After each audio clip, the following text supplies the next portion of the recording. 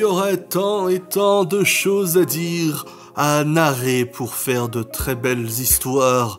Sur un champion du monde victime de ses vieux démons, sur un jeune pilote en quête de ses premiers succès, se heurtant à la réalité, si dure réalité qu'est celle de l'avant du peloton. Mais on va pas vraiment faire ça aujourd'hui, on va juste faire un débrief pilote par pilote comme à chaque fois. D'ailleurs, je sais pas si vous avez remarqué, mais quand il y a un mec qui rentre dans une salle, Non, je rigole, je suis pas là pour faire des blagues. Je sais pas si vous avez remarqué, mais sur YouTube, depuis quelques temps, il y a une nouvelle fonctionnalité qui permet de faire plusieurs miniatures différentes. Je l'ai fait la dernière fois, donc l'algorithme s'éclate un petit peu à essayer de chercher lesquelles marchent le mieux. Donc naturellement, je ne vais strictement rien changer, je ne vais même pas faire l'effort d'essayer de coller un narratif qui correspondrait à une miniature très accrocheuse. Non, je vais juste parler comme ça, et puis je verrai après ce qui me semble le plus racoleur à faire une fois que la vidéo sera en ligne. Et puis la semaine prochaine, on comparera un petit peu, ça peut être rigolo de voir ce qui a le mieux marché entre celle qui est sous le format que j'utilise habituellement et celle qui serait volontairement un peu plus aguicheuse. Ouais, je suis comme ça, moi. On était sur une course à 2 arrêts une nouvelle fois, sauf pour quelques exceptions.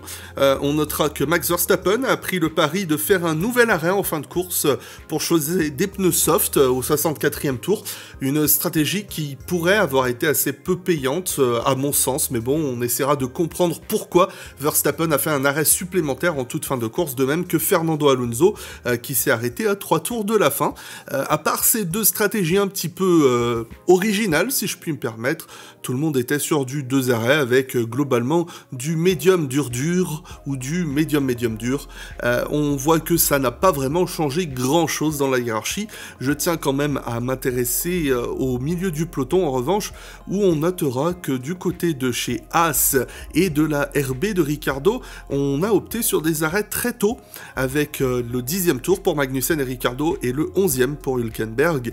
Et ce sont des stratégies qui se sont avérées très payantes puisque ça a permis de battre les Alpines de Gasly et de Ocon. Et on va faire un petit arrêt sur les résultats, puisque ça fait un petit moment que j'ai pas fait mon petit point statistique avec George Russell, qui a pris la 2e victoire de sa carrière. Il devient, et c'est une petite statistique qui est assez historique, il devient le 5e plus grand vainqueur de l'histoire de Mercedes. Ce n'est pas rien quand même, faut le prendre en compte, puisque c'est 2 fois plus de victoires que Stirling Moss avec l'équipe. Voilà, oui, parce qu'il n'y a que 6 pilotes qui ont gagné des courses avec Mercedes, les autres étant Bottas, Rosberg, Hamilton et Fangio. Bon, il reste du boulot, mais voilà, j'essaye de faire quelque chose. Regarde, Oscar Piastri, par exemple, c'est son 4e podium en Formule 1. C'est sa 3e seconde place en Grand Prix, soit autant que, par exemple, Jochen Rindt, un champion du monde, et c'est stylé, c'est stylé. Et Carlos Sainz, par exemple, on peut dire qu'il vient d'égaler un record exceptionnel, celui de 23 podiums en Formule 1, soit autant que d'autres champions du monde, comme James Hunt ou encore Jacques Villeneuve. Donc, tu vois, il y a toujours des trucs à dire. Bon, on peut parler un petit peu plus trivial, on pourrait dire que c'est le meilleur résultat de l'histoire de Haas en Formule 1, enfin depuis le Grand Prix d'Autriche 2022, avec leur 6e et 8e place. Bref, j'en arrête là, il n'y a vraiment rien d'intéressant niveau statistique. Je détourne un petit peu l'attention volontairement pour jouer sur l'effet comique de ne pas tout de suite parler de l'évidence, à savoir de ce duel mortel pour la première place avec 2 pilotes qui se sont entretués, permettant au 3e de devenir le vainqueur du jour. Il y a une histoire à raconter, derrière il y a du drama. À qui la faute? Lando Norris? Max Verstappen? Je vais pas en parler parce que ça me fait chier. Je suis contenté de parler un petit peu plus du fond parce que j'ai l'impression qu'on dramatise ce truc beaucoup plus que ça ne devrait l'être. En général, j'évite de trop parler de l'affect que je peux avoir sur tel ou tel pilote, mais c'est vrai que exception faite pour cette seconde victoire de George Russell en Formule 1 parce que, contrairement à sa première au Brésil en 2022, là j'ai l'impression de l'avoir beaucoup plus apprécié parce que, je sais pas, en 2022 il y avait un petit peu ce sentiment de déception de voir Mercedes autant en galère, même si Russell faisait une très belle saison, mais là vraiment depuis le début d'année, Russell, j'ai l'impression que c'est le pilote qui passait un petit peu sous les radars de tout le monde. Je trouvais qu'il faisait une excellente saison, preuve en est avec quelques chiffres. Il bat Lewis en qualif 9-2, 7-3 en course. Alors, il y a toujours un contexte qui vient expliquer ci par-ci ou par-là, mais quand même, on est sur des chiffres qu'on n'a jamais vus pour Lewis Hamilton dans ses duels face à ses coéquipiers. Alors, encore une fois, je cherche pas non plus à sous-dramatiser ou sur-dramatiser ci ou cela, mais bon, je tiens juste à m'en servir pour louer une nouvelle fois le beau travail que fait George Russell depuis ce début de saison. Et surtout, j'ai retrouvé un petit peu cette dynamique de 2018 lors de sa saison de Formule 2 où à chaque fois, il gagnait des courses, mais c'était pas nécessairement le pilote qui était le plus en position de gagner, c'est juste qu'il se retrouvait là aux avant-postes parce que les autres avaient des soucis. Et voilà, j'ai trouvé un petit peu ce retour à cette époque assez sympathique de dire que c'est le pilote qui est là au bon moment. Et pour moi, c'est un petit peu comme ça que j'avais vu George Russell lors de sa saison de F2 en 2018 et de le voir s'imposer un petit peu par défaut ce week-end, c'est l'impression que ça m'a dégagé. Mais en tout cas, c'était un week-end très solide avec une qualification opportuniste. Encore une fois, il se retrouve dans le top 3 uniquement parce que Oscar Piastri se retrouve avec un temps annulé et donc au lieu d'être 4e, il se retrouve 3e sur la grille de départ. Donc on l'a vu tout content en conférence de presse, se retrouver dans le panel du top 3, se dire bon, qu'est-ce que je fous là ? Bon, je suis content. Et en course, pareil, on regarde un petit peu plus la course des deux pilotes, un rythme de course qui a été excellent et quand on le compare à celui de Lewis, même si ce dernier a subi une stratégie un peu moins avantageuse sur le second relais, puisque c'est à ce moment-là où on lui a mis les pneus durs et Russell était sur les durs en fin de course, donc au moment où peut-être c'est celui où on attaque le moins, surtout dans les positions où ils étaient, quoique Hamilton faisait face au retour de Piastri et de Sainz. Un rythme de course assez solide et une nouvelle fois une prestation qui m'a beaucoup plu. Quant au clan Hamilton, je pense que on peut se dire peut-être frustré d'échouer de la sorte, mais c'est vrai que c'était pas un week-end où on était le plus à l'aise. On a tenté quelque chose avec les réglages, on en a d'ailleurs parlé dans Popol ce week-end. Il y aura peut-être des extraits qui sortiront dans la journée ou dans les prochains jours, mais quoi qu'il en soit, vous pouvez retrouver ce podcast avec les timecodes sur la chaîne Blabla F1 VOD. On a parlé un petit peu des réglages de hauteur de caisse que Mercedes avait tenté, on a aussi parlé des qualifications, fait quelques comparaisons, mais voilà. Tout ça pour dire qu'on a tenté quelque chose d'un petit peu extrême avec la hauteur de caisse chez Mercedes, et visiblement avec Hamilton, on était avec une hauteur de caisse encore plus basse qui ne semblait pas autant fonctionner. Mais quoi qu'il en soit, ça n'a pas empêché que Hamilton s'est pris 5 secondes de pénalité pour avoir franchi la ligne blanche en entrant au stand. Et peut-être que ça lui a coûté une position sur le podium face à Carlos Sainz, puisque en début de course, il avait l'avantage face au pilote espagnol, même si la Ferrari était un petit peu plus rapide sur le premier relais. Mais ce qu'il faut retenir, c'est que Mercedes est l'équipe qui repart avec le plus de points ce week-end. Il se rapproche de Ferrari dans la lutte constructeur et je pense que c'est à peu près tout ce qui compte à l'heure actuelle dans l'équipe Brackley.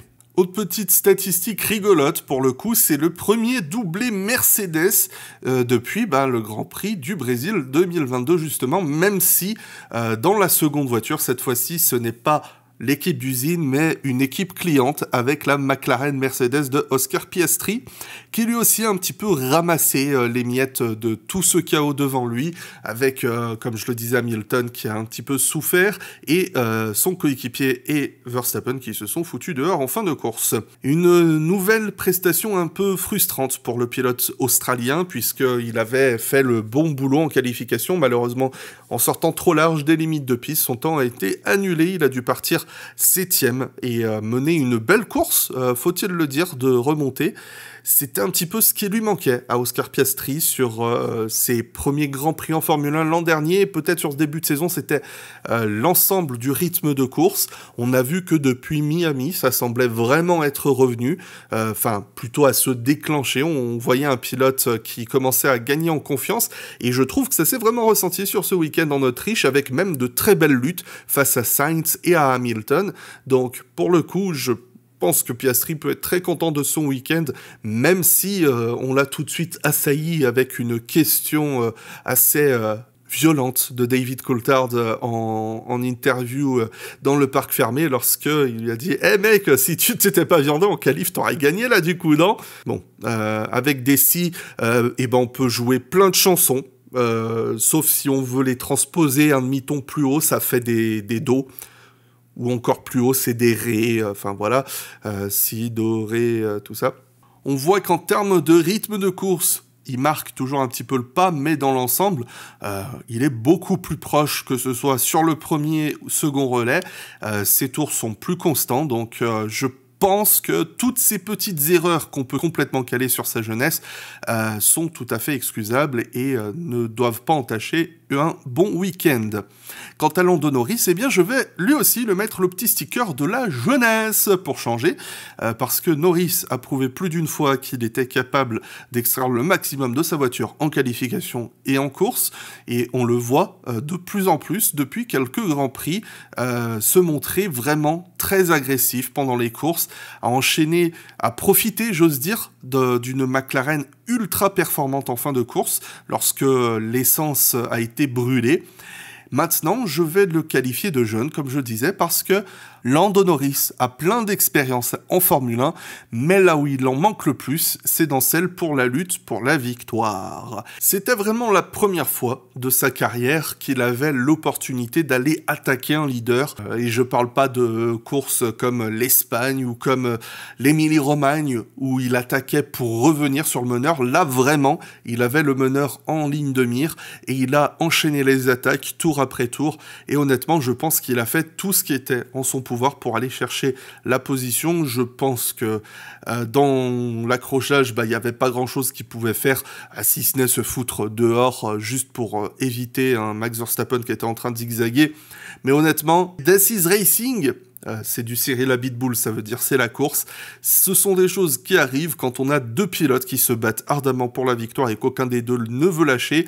Norris avait vraiment toutes les cartes en main, on n'a rien à lui reprocher, je pense qu'il a fait tout ce qu'il fallait, mais très certainement, avec plus d'expérience, je suis persuadé qu'on l'aurait senti un petit peu moins sous pression, un petit peu plus confiant dans ses attaques ou simplement dans sa manière d'aller essayer de surprendre Verstappen. Là, on sentait vraiment que dès qu'il y avait une opportunité, il plongeait et on était un peu moins sur des, j'ai envie de dire, pour prendre le pinacle du genre, des Hamilton ou des Alonso qui vont préparer intelligemment leur attaque, quelle que soit la position, que ce soit pour la tête de course ou pour une 5e place.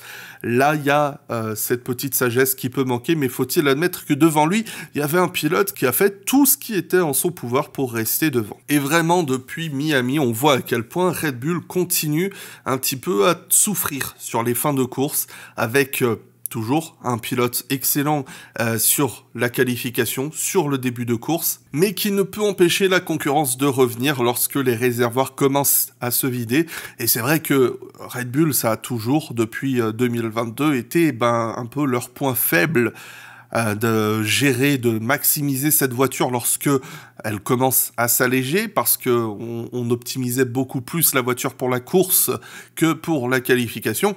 Et c'est vrai qu'une fois que tu es en tête de course, si tu as creusé une avance suffisante sur tes concurrents en début de course, il n'y a pas de raison de s'inquiéter en fin de course, puisque ils devront attaquer pour revenir, et dans ces conditions-là, auront plus de chances d'avoir abîmé leurs pneumatiques, surchauffé leur mécanique, et donc seront beaucoup moins dangereux que lorsque les positions sont inversées en début de course. Malgré ma volonté d'essayer de quand même interpréter, comprendre différents points de vue, je n'arrive simplement pas à assimiler le fait que l'on puisse avoir pour point de vue que Verstappen puisse être totalement blanc et innocent dans le fait qu'il se soit accroché avec Norris en fin de course.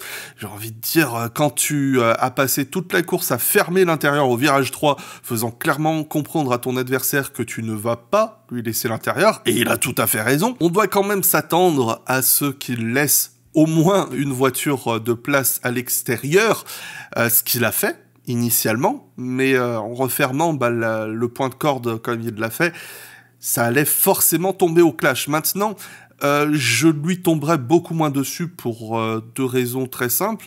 Déjà, c'est pas du tout intentionnel parce que il y a Alex Brundle qui a fait une excellente analyse. Enfin, je sais pas si elle est sur YouTube, mais en tout cas, elle est sur F1 TV dans leur débrief d'après-course où il montre que Verstappen ne regardait même pas à sa gauche lorsque il allait attaquer le point de corde.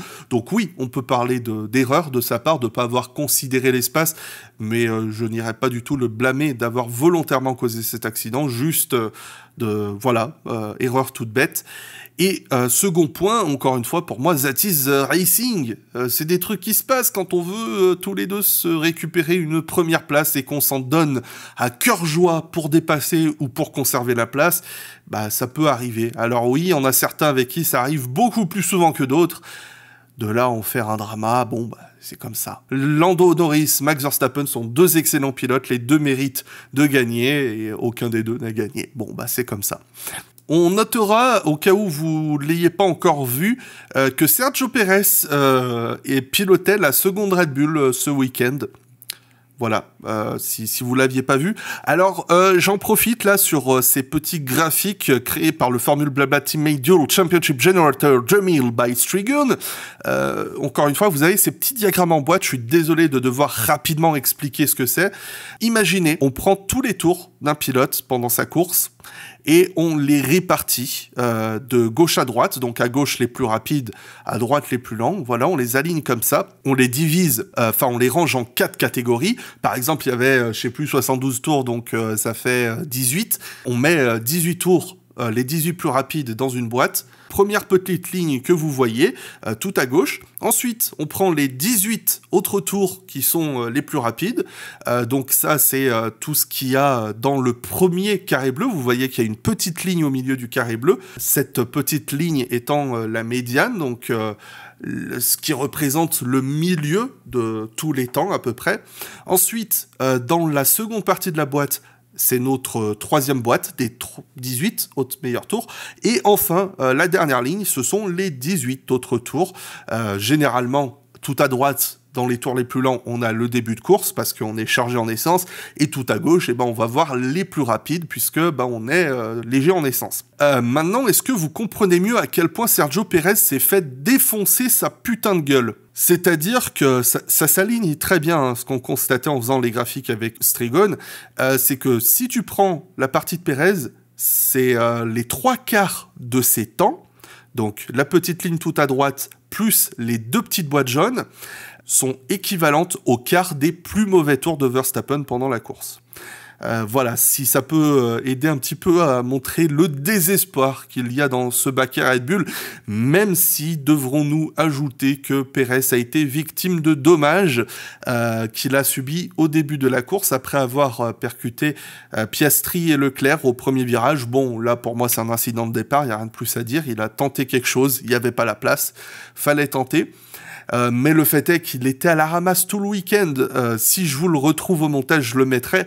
Il y a eu une superbe infographie qui montre les écarts entre coéquipiers et on voit à quel point Pérez est loin par rapport à tout le monde. Je crois que le pire écart qu'il devait y avoir entre 2 coéquipiers, c'était 3 dixièmes.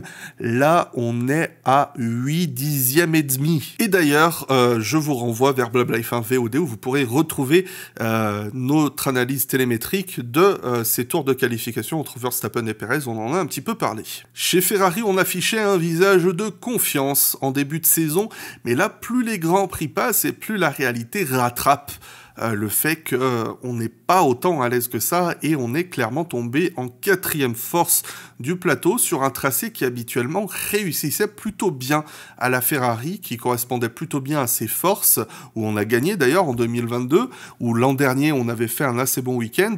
Mais on était totalement perdu. Du côté Charles Leclerc, on a tenté quelque chose avec les réglages qui n'a pas du tout fonctionné. On a vu du Leclerc désespéré en qualification, c'est-à-dire du Leclerc qui surpilote totalement sa Ferrari. Dans son dernier tour, il y a je ne sais pas combien d'erreurs. En tout cas, il l'a tenté au moins. Bon, ça n'a pas fonctionné. Et pour ne rien arranger, il a été victime d'une touchette au départ, en étant à l'extérieur du premier virage. À partir de là, sa course était foutue. On a tenté une stratégie en 14 RS, qui est assez originale. On est en train de bosser dessus, d'ailleurs, pour que dans le Formule Blabla Teammate Dual Championship Generator 2000, on puisse afficher les stratégies des deux pilotes. Pour le moment, on n'y arrive pas, on a encore un petit peu de boulot à faire là-dessus, mais bon, j'espère que c'est pour ça que j'en parle au tout début de course, de parler des stratégies. Mais bref, passons. Dans tous les cas, Leclerc, on était sur un premier relais en dur, forcé forcément, vu qu'il a dû repasser au stand, changer d'aileron. Et ce premier relais en pneu dur, ça a été un très bon relais. D'ailleurs, on le voit sur ces temps, encore une fois, regardez tout à droite. On voit qu'il a eu des temps très compétitifs. Maintenant, face à Carlos Sainz, on était sur une stratégie différente. Donc, il n'y a pas vraiment comparaison. Et qui plus est, Sainz a été beaucoup plus à l'aise du week-end face à son coéquipier. Et il a été là pour récupérer le podium, donc le 23e de sa carrière. Un bon week-end de Carlos, beaucoup plus difficile dans le clan Leclerc, mais de toute façon, ça trahit tout simplement une équipe Ferrari qui marque un petit peu le pas. Maintenant, ça va être intéressant de voir où on sera à Silverstone. Pour rappel, l'an dernier, ça avait été assez catastrophique. Quel week-end chez Haas avec Hülkenberg et Magnussen qui enregistrent leurs meilleurs résultats depuis qu'ils sont ensemble, et du coup le meilleur résultat de l'équipe, comme je le disais, depuis 2022 ici même, avec une belle 9e et 12e place sur la grille de départ et une course qui a été remerciée par l'abandon de Lando Norris en fin de course et qui s'est donc transformée en 6e et 8e place au drapeau à damier. On a eu deux pilotes très proches en qualification comme en course. J'ai envie de dire enfin K-Mag, enfin surtout pas que K-Mag, parce qu'on a vu plutôt cette saison que des fois Magnussen arrivait à tirer le meilleur de sa voiture en qualif, mais dans ces cas-là, c'était Hülkenberg qui était en galère. Là, les deux étaient vraiment très proches. Si on regarde leur course avec tant leur meilleur tour que les comparaisons par diagramme, on voit que les deux ont été très proches. Et en plus de cela, on a eu, comme je le disais, une stratégie très intéressante face aux Alpines. On a eu un premier relais qui laissait promettre au moins une lutte intéressante entre les quatre pilotes. Malheureusement pour nous, ça a été très vite décidé à la stratégie avec un très bon appel de Haas qui a décidé d'arrêter ces deux pilotes très tôt dans la course. On a d'ailleurs assisté à une belle lutte entre Hülkenberg et Magnussen, assez tendue, mais bon, c'était sympa à voir. Et à partir de là, ils ont réussi à faire un bel undercut aux Alpines et se donner réciproquement le DRS. Mais très très gros week-end de Haas, je suis très content parce que depuis ce début de saison, ils font un excellent boulot. Une fois débarrassés de Steiner, on voit une équipe qui travaille un peu plus en harmonie, où il y a moins de tension en interne. Alors on verra sur le reste de la saison, mais en termes du moins de réglage, d'évolution, tout ça, on est sur une équipe qui continue à jouer aux portes des points. On n'est pas sur une équipe qui fait des prouesses en qualif et qui régresse en course. On est constamment là aux alentours, même si on marque pas des points comme en Espagne. On finit 11e, 12e, donc c'est du très très bon chez Haas.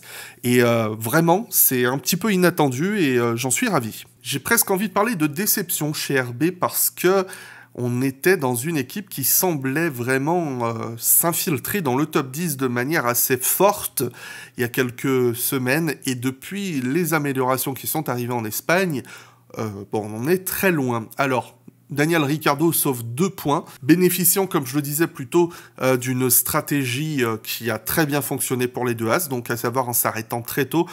Quant à Tsunoda, on s'est arrêté beaucoup plus tard, donc ça n'a pas fonctionné. Mais voilà, ça a permis à Ricciardo de passer les Alpines. Belle prestation de sa part pour, on va dire, ramener la voiture au drapeau à damier.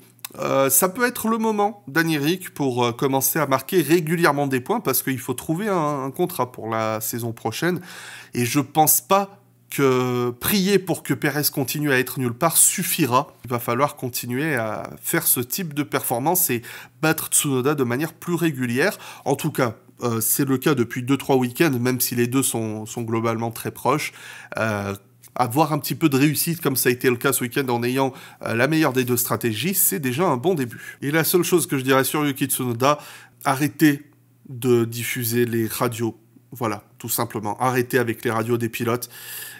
Ok, ça fait du divertissement, ok, c'est rigolo, mais si derrière, On doit s'en servir pour dire aux pilotes faites attention à ce que vous dites pendant que vous avez le cœur qui bat à 180 pulsations par minute et que vous êtes à 200 km/h dans des Formule 1 sur un circuit absolument dantesque.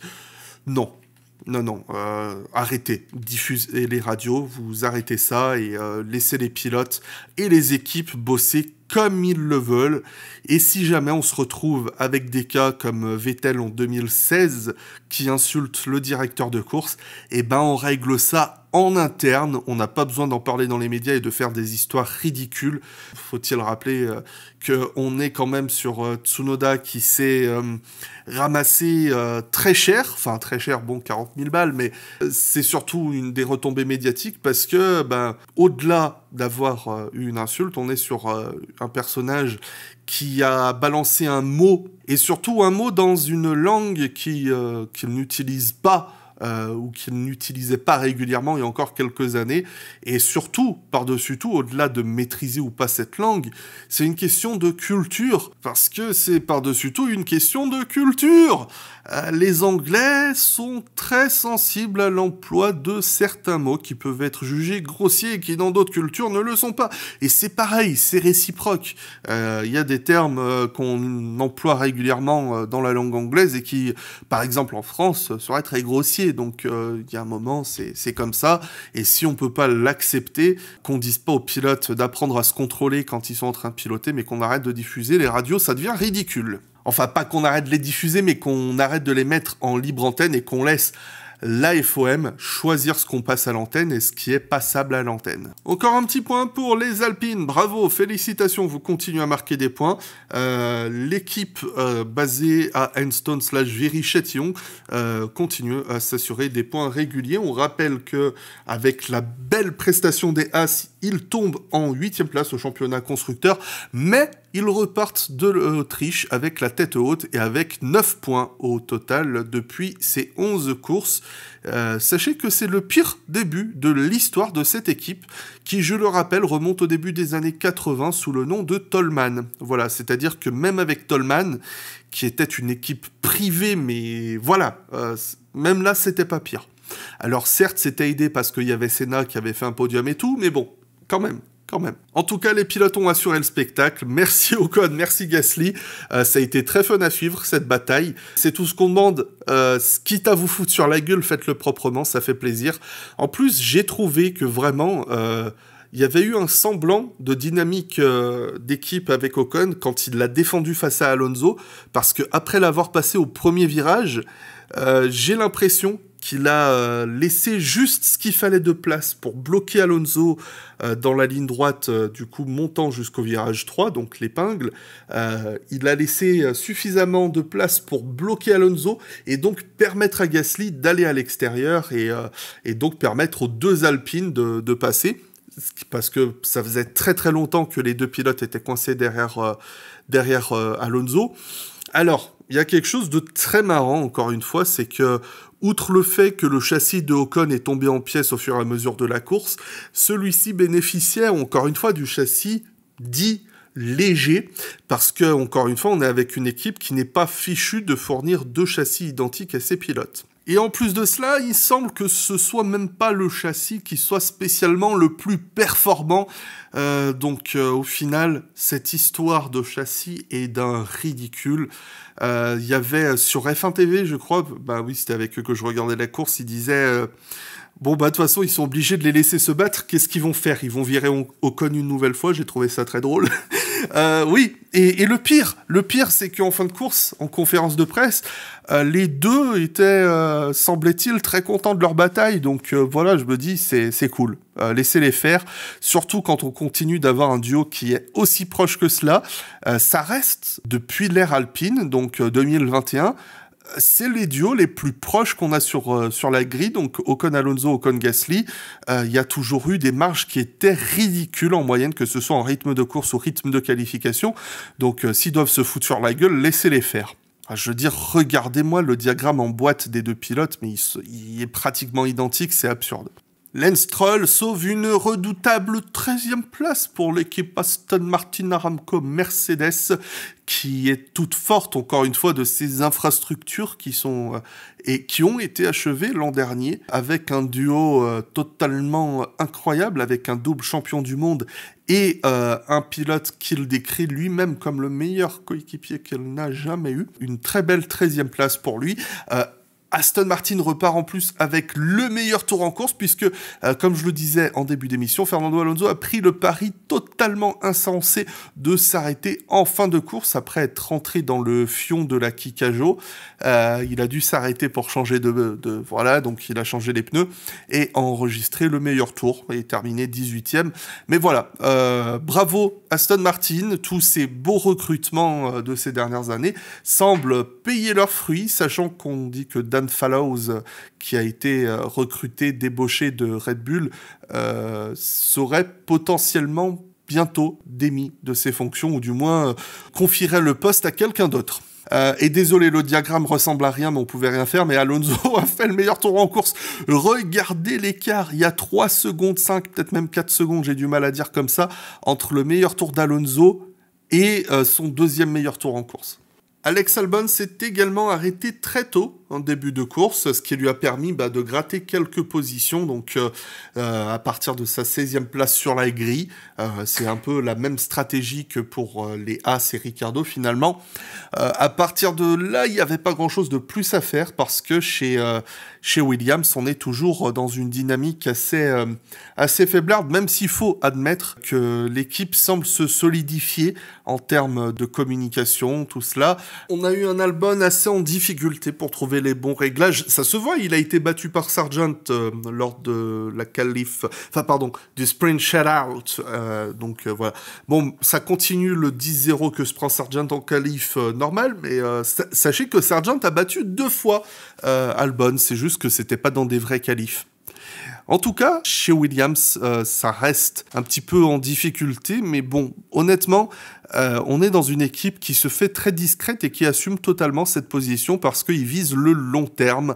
Les pilotes en ont conscience. Logan Sargent, lui, il s'en fout un peu parce que je pense qu'il a compris qu'il serait pas là l'an prochain. Et en plus, il n'a pas été aidé par une touchette au premier tour qui l'a forcé à s'arrêter très tôt dans la course. Et il en est de même chez les kicks. Voilà, 18e et 20e en qualification, 14e et 17e en course. Bon, bah voilà. Non, j'ai pas envie d'en parler parce que cette équipe pue la déprime depuis 2019, je crois. C'est simple, quand on a ramené le duo Giovinazzi-Raikkonen, donc à savoir avec un pilote qui était là juste pour s'éclater et qui avait pas du tout envie de parler aux médias, et un autre qui était adorable comme pas possible, mais qui était aussi chiant à regarder en piste qu'un mur blanc, et ça a pas changé. Ça a pas changé du tout, avec un duo qui est toujours fortement sympathique, mais qui même eux sont dégoûtés. Enfin, Valtteri Bottas, il est dégoûté d'être dans cette position actuellement. Il a qu'une envie, c'est de se barrer, j'ai l'impression. Et il a raison, il sait que son avenir ne sera pas avec cette équipe. Et l'équipe n'a pas l'ambition de s'améliorer, d'apporter des évolutions. Donc là, ils sont en train de se faire chier. On comprend pourquoi.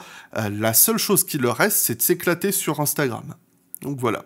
Je m'en arrête là pour aujourd'hui. Il nous reste encore une course à supporter. On espère qu'elle en vaudra la peine. C'est Silverstone. C'est un très très beau circuit. Un de mes préférés, donc j'espère qu'on va s'amuser. En général, on s'amuse pas mal à Silverstone, surtout si on reste dans cette dynamique avec des McLaren, Mercedes qui se rapprochent. Donc à savoir où sera Ferrari, encore une fois, comme je le disais, c'était compliqué l'an dernier, mais c'est un circuit où je sais que, par exemple, un Charles Leclerc est capable de pas mal de miracles là-bas, où je sais que des Hamilton, Russell, Norris seront très très forts, donc à surveiller également pour une revanche et continuer à voler des victoires à Maximus Verstappen. Des gros bisous et à bientôt sur le Twitch.